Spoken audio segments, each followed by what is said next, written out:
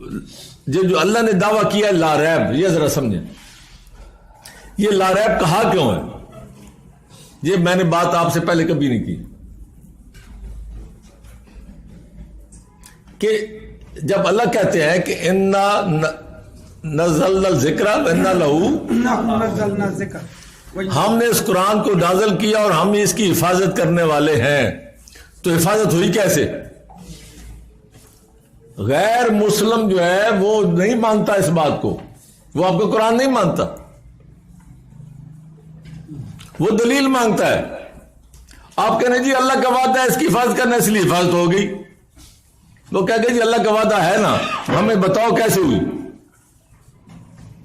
اس کی حفاظت کیسے ہوئی؟ ایک بندہ کہتا ہے جی میں یہ چیز بڑی نازک ہے، میں اتنی دور سفر سے بڑی بچا کے لایا ہوں، تو یہ لفظ جو ہے وہ کوئی مانے گا، باقی کہہ گئے جی کیسے بچایا بھائی، یہ تو بتاؤ کیا تھا؟ پھر آپ بتائیں گے کہ جناب اگر انڈے ہیں تو میں نے اس کو بڑا آرام سے نرم جگہ پہ اس کے ارد گرد روئی رکھ کے جھٹکوں سے بچا کے میں نے، تو دیکھیں بات سمجھ آئے گی۔ صرف مجرد بات کر رہے نا کہ میں بچا کے لایا ہوں، اس کی دلیل مانگی جاتی ہے۔ قرآن کہتا ہے کہ میں اس کی حفاظت ذمہ میرا ہے، تو اس کی دلیل کیا ہے؟ آپ کے پاس دلیل ہونی چاہیے۔ اب آپ سنیں، علم جو ہوتا ہے اس کو محفوظ کرنے کے دو طریقے ہیں۔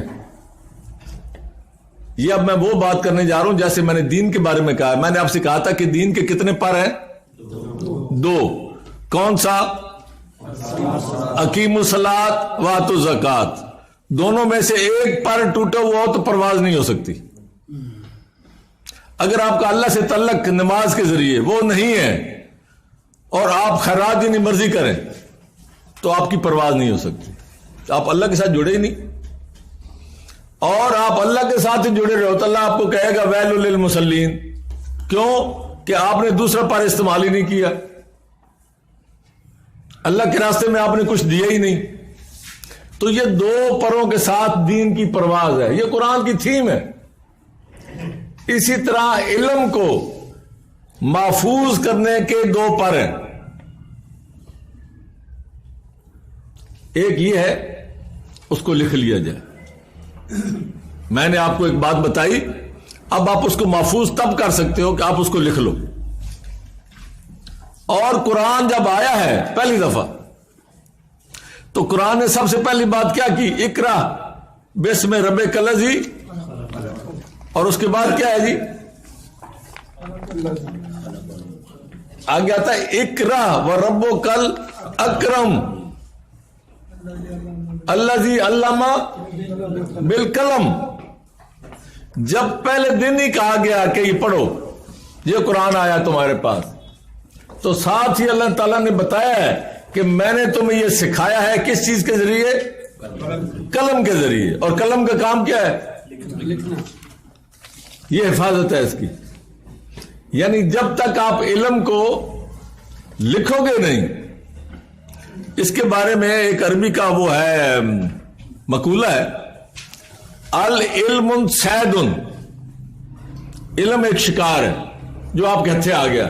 علم آپ کو مل گیا تو یہ شکار تھا جو آپ نے قابو کر لیا، لیکن آگے کیا ہے؟ والکتاب قید، یہ قید آپ تب کر سکتے ہو جب تک آپ اس کو کتاب میں نہیں لکھو گے۔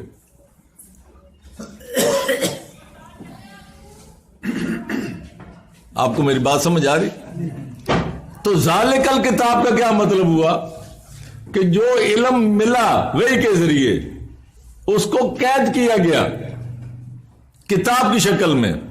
اور میں نے آپ سے کہا کہ پھر جب لکھا ہے تو اللہ تعالیٰ نے پہلی وحی میں بھی بتایا کہ آپ نے قید کیسے کرنا ہے۔ اقرا وربک الاکرم الذی علم بالقلم، جس نے قلم کے ذریعے تمہیں سکھایا ہے۔ تو قلم کا کردار کدھر گیا؟ اللہ تعالیٰ فرماتے ہیں ایک اور جگہ پہ نون والقلم وما یسطرون، اس قلم کی قسم، یہ قلم گواہ ہے اس بات کی، یہ جو کچھ تم لکھتے ہو اس قرآن کو، اللہ تعالیٰ نے اس قلم کو گواہ بنایا ہے۔ یعنی قلم کا مطلب ہے کہ قلم کا عمل، یہ جو تم عمل کرتے ہو، یہ تم لکھتے ہو، جو یہ گواہی ہے اس بات کی کہ آپ نے لکھا ہے۔ اللہ تعالیٰ نے فرمایا کہ تم اب لکھتے بھی ہو اور تلاوت بھی کرتے ہو، اور لیکن یہ آیات جو ہیں، اب دوسرا طریقہ، ایک تو یہ تھا کہ آپ نے علم کو قید کرنا ہے کس میں؟ کتاب میں، اور کتاب ہوتی ہے لکھی ہوئی۔ اب ایک دوسرا طریقہ بھی اللہ نے بتایا ہے کہ اس کو میں نے کہا دو پر ہیں علم کے، ایک ہے کتاب لکھنا اور دوسرا پر کیا ہے؟ حفظ کرنا۔ دوسرا کیا ہے؟ حفظ کرنا، یعنی آپ کے پاس دونوں باتیں ہوں، لکھی ہوئی کتاب بھی ہونی چاہیے اور حفظ میں بھی ہونی چاہیے۔ یہ دو لگامیں آپ نے ڈالی ہیں تو قرآن محفوظ ہو گیا۔ یہ دو پر جب اس علم کو ملے قرآن کو تو قرآن کیا ہو گیا؟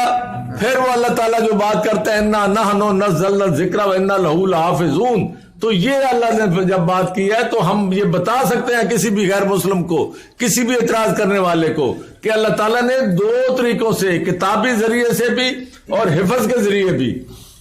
اب میں آپ کو اس کی مثالیں دوں گا کہ یہ دونوں کیوں ضروری تھے، لیکن اس سے پہلے یہ سن لیں، یہاں جب فرمایا کہ تم پہلے نہ پڑھ سکتے تھے نہ لکھ سکتے تھے، لیکن اب پڑھتے بھی ہو اور لکھتے بھی ہو، اور بل اس کے علاوہ یہ جو تم لکھتے ہو اس کے علاوہ بل ہوا آیاتم بیناتن، یہ بڑی واضح آیات فی صدور الذین اوتوا العلم، یہ العلم جو العلم دیا گیا اس کو قید کیا گیا کتاب میں، اور ادھر قید کیا گیا کس میں؟ فی صدور الذین، جن کو ہم نے علم دیا تھا ہم نے اس کو ان کے سینوں میں قید کر دیا، ادھر کتاب میں قید کر دیا، ادھر سینوں میں قید کر دیا۔ تو اب یہ جا کے اللہ تعالیٰ کا یہ وعدہ